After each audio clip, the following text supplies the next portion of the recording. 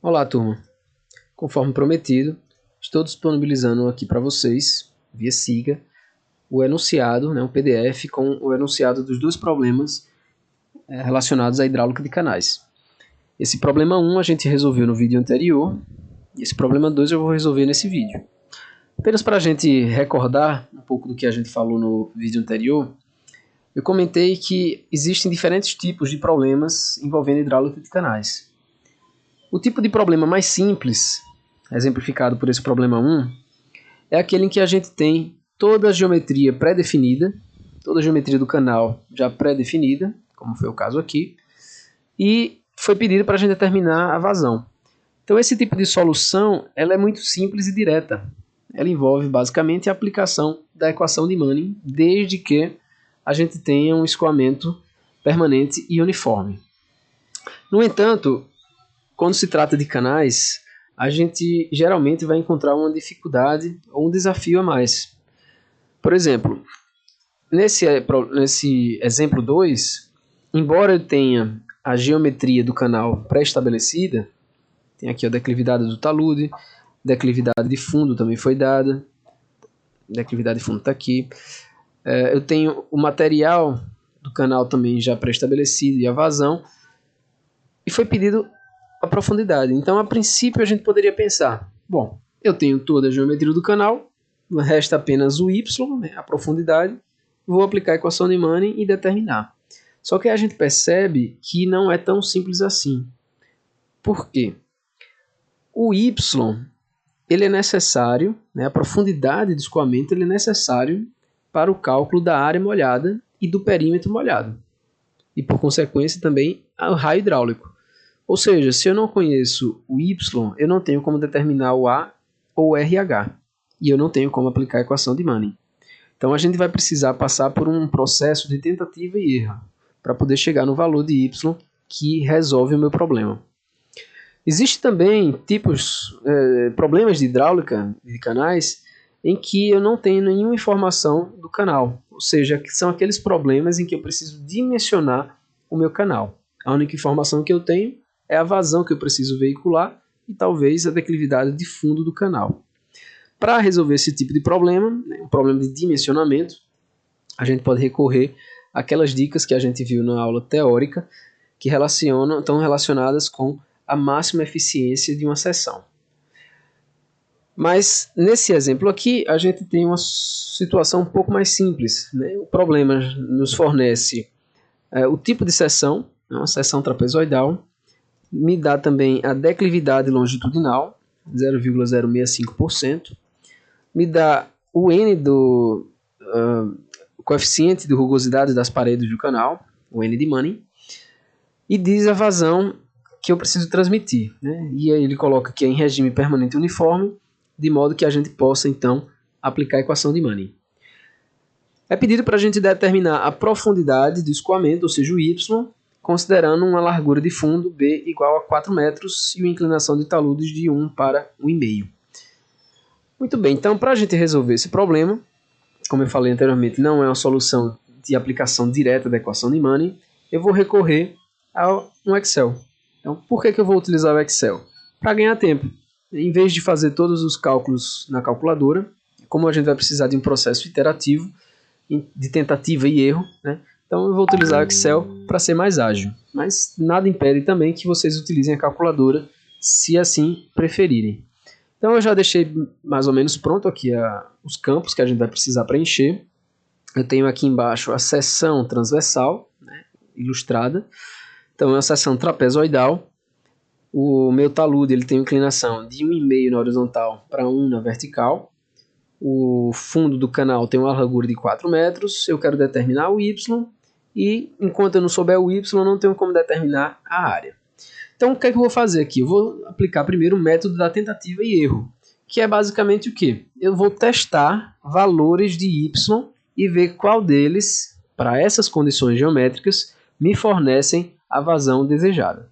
Tá certo? Então, aqui na faixa cinza eu coloquei algumas variáveis que não mudam, que são constantes, que é a rugosidade das paredes, a largura de fundo, o M, lembrando que M é esse 1,5 aqui, a parte horizontal da proporção horizontal das paredes do meu talude.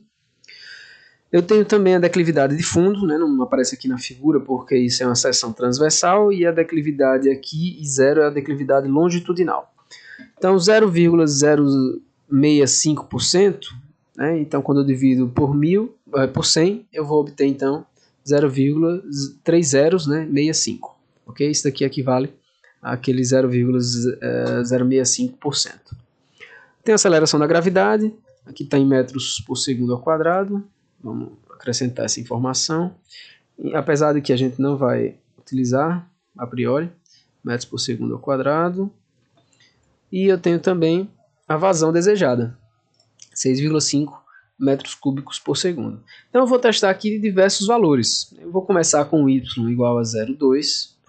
Eu vou fazer um acréscimo aqui de 0,10 centímetros. Então eu vou aumentar o y de 10 em 10 centímetros e ver em que momento que eu chego na minha vazão desejada. Talvez já seja no primeiro valor, né? Se eu tiver uma mira muito boa, quem sabe eu não já acerto o alvo de primeira. A área vai ser calculada, né, de acordo com essa fórmula, ou essa daqui. Isso aqui é um print lá daquele slide que eu disponibilizei para vocês no vídeo, certo? Então tem uma área igual a y vezes b mais my. Então vou colocar aqui área igual a o y que eu estou testando vezes bzinho, que é constante, mais o m também é constante, vezes novamente o y. Isso vai me dar uma área de 0,9 metros quadrados. O perímetro molhado pode ser calculado por essa equação.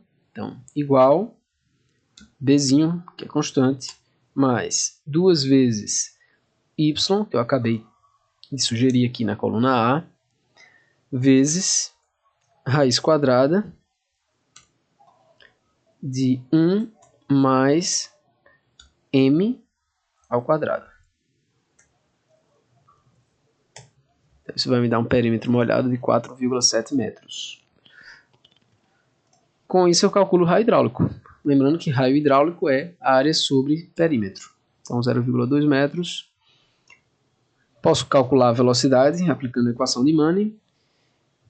1 sobre n, lembrando que o n também é constante, vezes declividade do canal, ou vamos começar com raio hidráulico, né? Raio hidráulico elevado a 2/3 vezes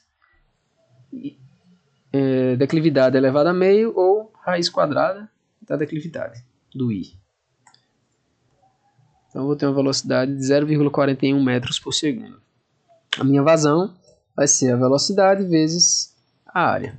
Poderia calcular também a vazão diretamente, utilizando a equação de Manning, daria no mesmo, tá bom?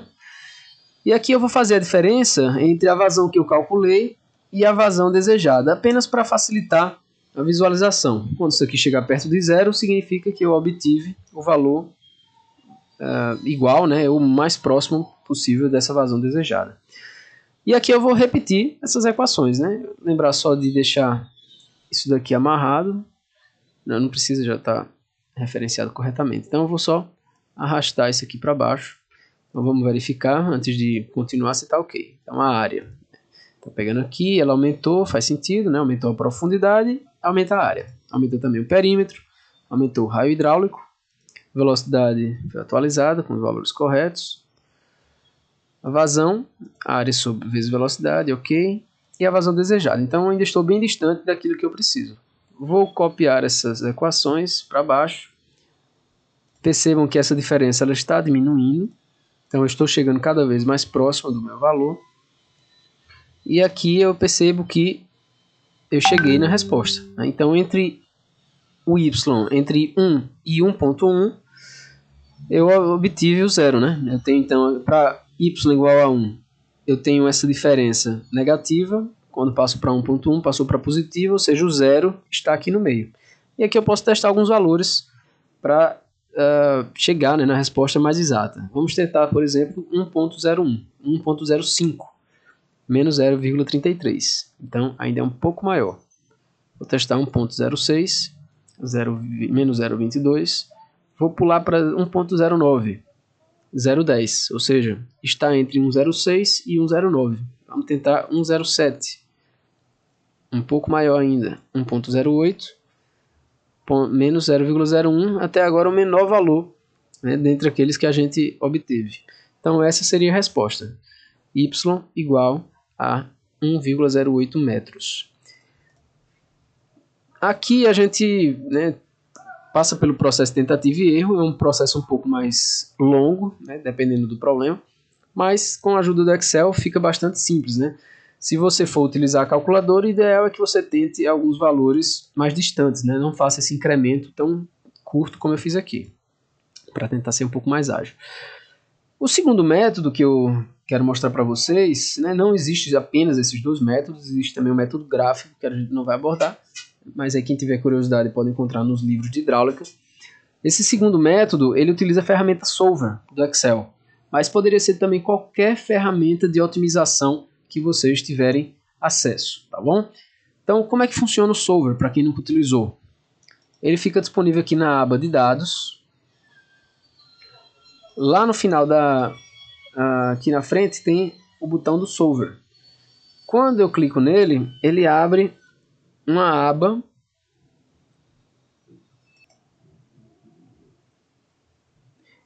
essa aba e na qual eu vou inserir os parâmetros da minha otimização, tá certo? Então essa ferramenta Solver é uma ferramenta de otimização. Então quais são os parâmetros que eu preciso setar aqui? Primeiro ele pergunta, né, ele pede para eu setar, configurar o meu objetivo. O meu objetivo é que essa diferença entre vazão calculada e vazão desejada, né, seja zero. Então, a minha célula do objetivo é essa. Eu quero que ela atinja o valor de zero. Se não tiver um valor possível, né, para que essa diferença seja zero, então ele vai procurar um valor mais próximo de zero. Para isso, né, inclusive a gente poderia já fazer isso antes de continuar. Deixa eu fechar aqui, voltar para a minha janela aqui do Excel. E vamos deixar aqui indicada essa fórmula, né? Então, a minha vazão calculada menos a desejada vai ser essa célula O menos a minha vazão, a vazão de projeto, ou projetada, né? Que é a vazão que eu desejo. Como por enquanto não tem nenhum valor, então esse valor aqui vai ser exatamente a diferença, o menos 6,5, né? Que é a vazão desejada. Vamos colocar também, né, as equações aqui. Então, raio hidráulico é área sobre perímetro.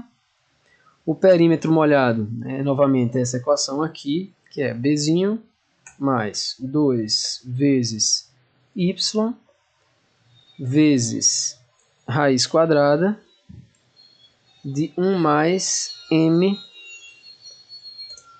ao quadrado. Calculei o perímetro.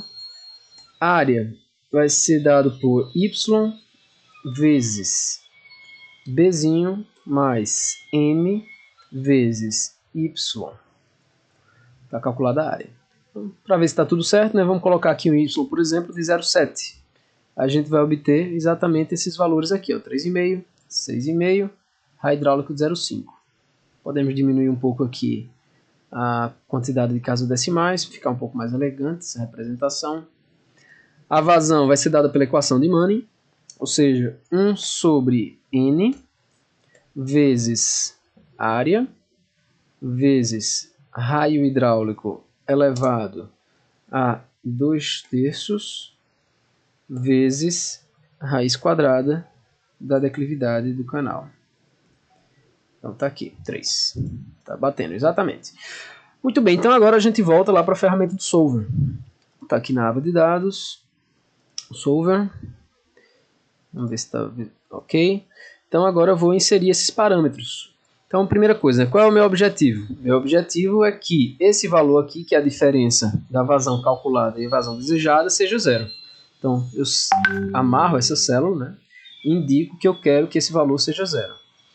Para chegar no valor de zero, ele vai precisar variar os valores de y. Então, tá aqui, ó, by changing variable cells, ou alterando os valores de que célula, né? Eu quero alterar os valores dessa célula aqui, K4, que é onde está o meu Y. Existe alguma restrição a esse valor? Bom, a princípio não, mas, por exemplo, existe uma restrição física. Eu não posso ter um canal em que a profundidade é negativa. Então, eu vou adicionar aqui uma condição de que o valor de Y tem que ser maior ou igual a zero. Eu posso até colocar simplesmente maior, né? Mas não tem aqui diferente. Então, eu vou deixar maior ou igual a zero. E vou dar OK.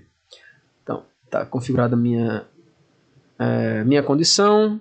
Eu vou alterar o valor da célula K4, que é o meu Y, e eu quero que a diferença entre a vazão calculada e desejada seja zero.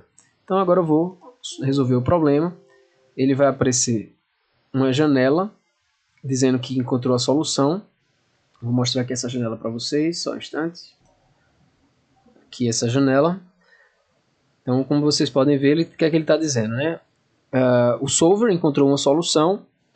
E aí, se você der OK, né, e deixar marcado isso daqui, ele vai manter a solução que ele encontrou. Vou dar OK, volto lá para o Excel.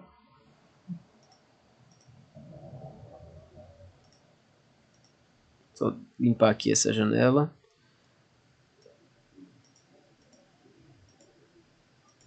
Pronto. Então, voltando aqui para o Excel, ele encontrou essa solução aqui, ó, 1,0805. Ou seja, vamos arredondar esse valor, né? Não precisa de tanta casa decimal. 1,08, que foi também o valor que a gente encontrou aqui no passo de tempo, no método 1.